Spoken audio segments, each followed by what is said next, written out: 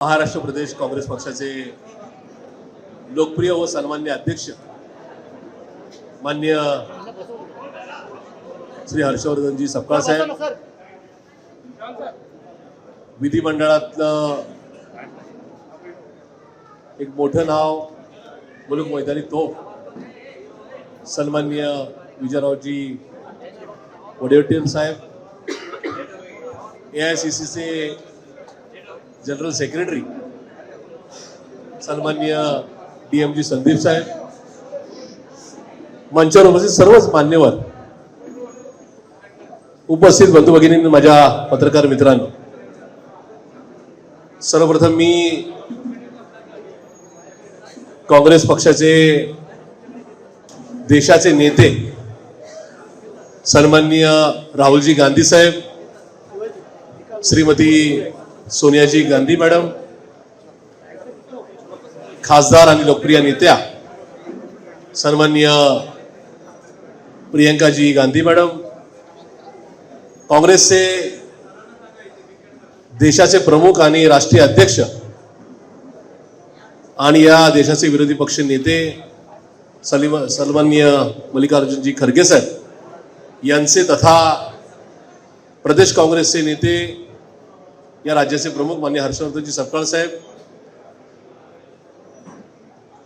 या AICCचे या राज्याचे निरीक्षक तथा जनरल सेक्रेटरी DM संदीप साहेब, विधिमंडळाचे नेते माननीय विजयजी वडेट्टीवार साहेब आणि पुणे जिल्ह्याचे संपूर्ण कार्यभार असणारे राज्याचे माजी मंत्री, काँग्रेस पक्षाचे नेते सन्माननीय सतीश उर्फ बंटी पाटील साहेब यांचं मनापासून आभार मानतो की त्यांनी मला या आज खूप मोठ्या मनाने या ठिकाणी पक्षामध्ये घेतलेला आहे. शहर काँग्रेस जी कायम स्वातंत्र्यापासून मागच्या 10 वर्षापूर्वीपर्यंत या शहरामध्ये पुणे शहराच्या सगळ्या विकास कामांच्यासाठी यांना खरं श्रेय दिलं पाहिजे. त्या शहर काँग्रेसचे नेते सन्माननीय अरविंदजी शिंदे साहेब, माननीय मोहनदादा जोशी, माननीय रमेशदादा बागवे, माननीय अभयजी छाजेड साहेब, माननीय दीप्तीताई चौधरी, माननीय संजयजी बालगुडे, खूप साऱ्या लोकांची नावं घेता येतील, माननीय उल्हासदादा पवार, त्या सगळ्या नेते मंडळींचं मी मनापासून आभार मानतो, कारण की त्यांनी सुद्धा कालच्या बैठकीमध्ये माझ्या आजच्या प्रवेशाला या ठिकाणी हिरवा कंदील दिला. त्या सर्व सन्मान्यांचे मनापासून आभार मानतो. काँग्रेस पक्ष एक अथांग सागर आहे. ज्या पक्षाला 135 वर्षाची विचारधारा आहे, 135 वर्षाचा प्रवास आहे. खूप वादळ वारे आले, स्वातंत्र्याच्या पूर्वीचे, स्वातंत्र्याच्या नंतरचे, पण तरी सुद्धा हा पक्ष कधीही वादळ वाऱ्यामध्ये वाहून गेला नाही. खंबीरपणाने ताटपणाने उभा राहिला. हिमालयासारखा, अगदी माउंट एव्हरेस्ट सारखा या ठिकाणी कायम जागेवर घट्ट राहिला. त्या पक्षाचे मनापासून आभार. आणि म्हणूनच या ठिकाणी मी आज या माझ्या पूर्वाश्रमीचा पक्ष सोडून काँग्रेस पक्षामध्ये सहभागी होतोय. हे होत असताना माझ्या पूर्वाश्रमीचा पक्ष, पक्षाचे नेते यांचे सुद्धा मनापासून आभार की त्यांनी मला वेळोवेळी संधी दिली.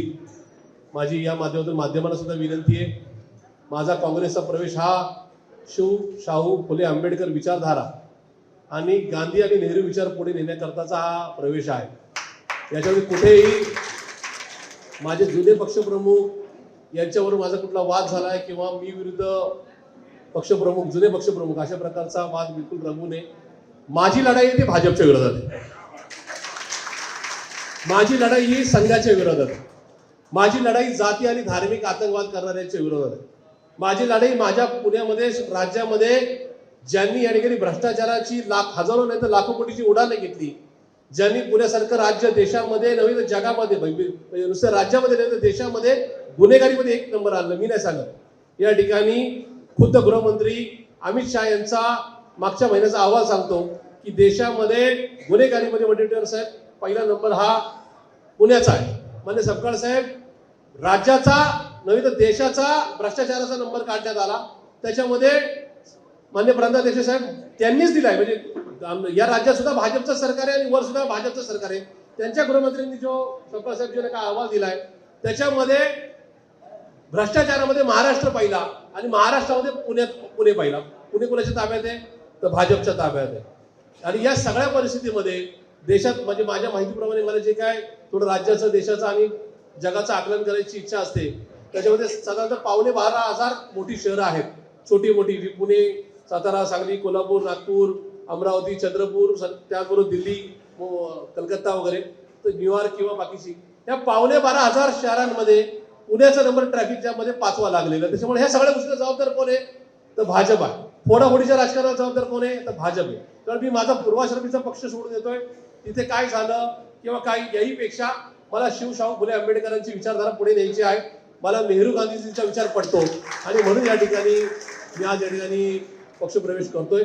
मला खात्री आहे की मी ज्या पक्षात राहील त्या पक्षावरची इमानी निर्धारी कामकाज करेल. मला दाखलाच द्यायचा जर झाला तर माझं फेसबुक किंवा सोशल प्लॅटफॉर्म जे कनेक्ट आहेत त्याच्यामध्ये माझा पर्सनल व्यावसायिक किंवा पर्सनल माझं जे काय मेल आयडी आहे तो प्रशांत जगताप पुणे ncb@gmail.com. माझा जगात दुसरा कुठला मेल आयडी नाही. मी मुद्दाम का सांगितलं की पक्षाच्या विचारधारेबरोबर जॉईन झाल्यानंतर मला असं कधी वाटलंच नाही की कधीतरी हा पक्ष सोडेल आणि त्या ठिकाणी माझा मेल आयडी वेगळा असला, म्हणजे आता तो बदलेला भाग वेगळा आहे. पण 26 वर्ष 6 महिने 14 दिवस त्या पक्षात राहिलो, कधीही गद्दारी केली नाही, कधी बंडखोरी केली नाही, कधीही इकडचं तिकडे केलं नाही. पक्षाच्या नेत्यांबरोबर खासगीत जी चर्चा झाली ती चर्चा कधी माध्यमांना कळवली नाही, बाहेर कधी कळवली नाही आणि तो तसाच एकरूपपणा मी काँग्रेसमध्ये दाखवेल. एक नक्की मी सांगतो की आपण विचारधारेवर संविधानावर प्रेम करणारे कार्यकर्ते आहोत. मी आज काँग्रेस पक्षामध्ये येत असताना माझी स्पष्ट वाक्यता एकच आहे की या पक्षाच्या विचारधारेबरोबर एकरूप व्हायचं. जसं दुधात साखर टाकली जाते मोहनदादा, तसंच या ठिकाणी या पक्षाबरोबर एकरूप होत असताना कुठेही कधीही पक्षाची बेईमानी करायची नाही. पक्ष मला काय संधी देईल या पक्षाला कुठपर्यंत नका या ठिकाणी साथ द्यायची हा माझा निर्णय नक्की राहील. पक्ष संधी देऊ ना देऊ मी पक्षाबरोबर कायम राहील. माझा एक विषय क्लिअर आहे, या देशामध्ये भाजपला जर कोणी टक्कर देऊ शकतो तर काँग्रेस पक्ष आहे. या राज्यात पण तीच परिस्थिती आहे. त्याच्यामुळे जसा वय वर्ष 21 वर्ष 1.5 महिना वय असताना राष्ट्रवादी काँग्रेस पार्टीची निर्मिती झाली, मी तिथं आदरणीय पवार साहेबांवर श्रद्धा ठेवून पक्षात दाखल झालो आणि तब्बल 26 वर्ष 6 महिने 14 दिवस तिथं राहिलो. तसं माझं समस्त काँग्रेस जनांना, या राज्यातल्या या देशातल्या पुरोगामी चळवळीत काम करणाऱ्या सगळ्या ज्येष्ठांना, तरुणांना माझा एक शब्द राहील की प्रशांत जगताप आज काँग्रेसमध्ये दाखल होत आहे.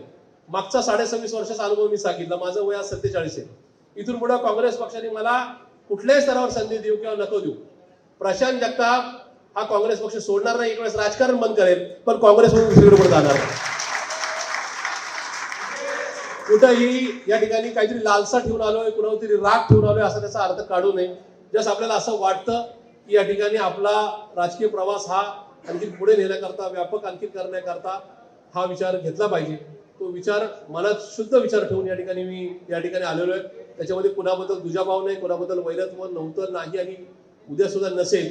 एक मात्र नक्की आज काँग्रेस पक्षामध्ये आलोय गांधीजींची, नेहरूजींची विचारधारा पुढे नेण्याकरता आणि जो आमचा अंतर्मनाने कायम जे स्वीकारलंय की शाहू फुले आंबेडकरांच्या संदर्भामध्ये कुठली तडजोड नाही, त्या विचारधारेबरोबर कुठेही तडजोड नाही, तो विचार जपण्याकरता रस्त्यावरच्या किती जरी लढाई आल्या, म्हणजे मी माझ्या पूर्वाश्रमीच्या पक्षामध्ये राज्यामध्ये सर्वाधिक आंदोलन घेणारा शहराध्यक्ष होतो. 237 आंदोलन घेतली, 16 गुन्हे दाखल झाले. त्या गुन्ह्यामध्ये पक्षाकडे मी कधी सांगितलं नाही की मला त्या गुन्ह्यामध्ये कधी मदत करा, ठीक आहे क्या होगा 2 दिन की जेल होगी, उससे ज्यादा कुछ होगा नाही. त्याच्यामुळे आज पक्षामध्ये येत असताना कुठल्या प्रकारची अट नाही. मी हेही सांगतो की पक्षाने उद्या महाविकास आघाडी म्हणून पुढे जावं. पक्ष जी भूमिका घेईल मग ती या ठिकाणी निवडणुका, या महानगरपालिकेच्या निवडणुका, जिल्हा परिषद, पंचायत समिती, उद्याच्या लोकसभा, विधानसभा निवडणुकीच्या संदर्भामध्ये आघाडीच्या संदर्भात पक्ष जी भूमिका घेईल त्या भूमिकेच्या बरोबर मी राहील. या संदर्भात माझ्या कुठल्याही प्रकारची चुकीची त्याचा वाच्यता राहणार नाही. मागच्या पक्षात 26 वर्ष 6 महिने मी होतो, माझी महापौर किंवा शहराचा अध्यक्ष होतो, म्हणून मी माझं मत व्यक्त केलं. त्याच्यामुळं आता इथं काँग्रेस पक्षाने अमुक विचार घेतला तर प्रशांत जगताप अशी भूमिका घेणार का असं माध्यमांनी पण सुद्धा प्रश्न विचारू नये. माझ्या सुद्धा या ठिकाणी सहकार्यांनी, म्हणजे आता नवीन पक्षात दाखल झालोय, जुन्या पक्षातल्या सहकार्यांनी सुद्धा अशा प्रकारे नका या ठिकाणी कुठल्या प्रकारचा ट्विस्ट निर्माण करण्याचा प्रयत्न करू नये. प्रशांत जगताप आता काँग्रेस पक्ष अशा प्रकारची भूमिका घेतली. मी क्लिअर आहे की या ठिकाणी मी गांधीजींच्या, नेहरूजींच्या पक्षामध्ये आलेलो आहे. मी या ठिकाणी शाहू फुले आंबेडकरांच्या विचारधारेबरोबर आले. तर काँग्रेस उद्या कुठलाही निर्णय घेईल त्या निर्णयाबरोबर मी राहील हा शब्द तुम्ही या ठिकाणी थांबतो. धन्यवाद. जय हिंद, जय महाराष्ट्र, जय काँग्रेस.